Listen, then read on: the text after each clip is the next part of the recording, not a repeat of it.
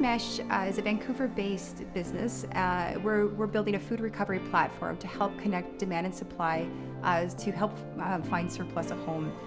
Over a third of the food that is grown in Canada and across the world is either lost or wasted. Meanwhile, we've got growing food insecurity. So it's not so much that we have a food shortage problem, we have a connection and distribution problem. So Food Mesh builds tools and services to help support the ecosystem of food recovery across the entire supply chain, work with wholesalers, retailers, farmers, and connect them to a network of charities, upcyclers, and really helping make sure that all surplus finds a home.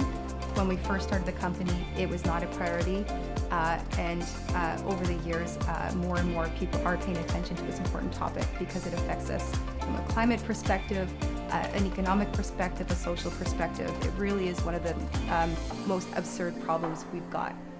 And so our mission is to help get as much food out of our waste streams as humanly possible.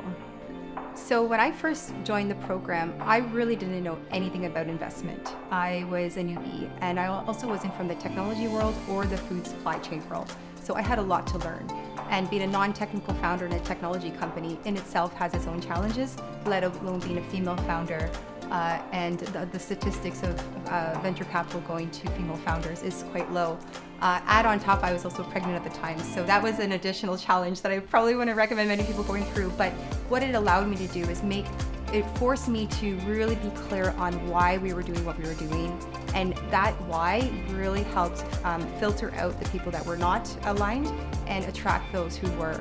And so that was a really important learning lesson, because the investors that are with us today have been nothing but supportive, really believe in what we're doing, and have been absolutely instrumental to our success. I hope that impact businesses becomes the new status quo. And I hope there's a lot more understanding about what it means to be impact-oriented. I hope that there's a lot more resources to help businesses either transition to or start from scratch. I'd like to debunk the myth that you have to wait until you're profitable to start doing good things. I think you can build it from day one. There's many different ways to build impact that is not cost constraining to businesses. You just really need to have that leadership, that vision, and you really need to have the fortitude to not give in when it gets hard.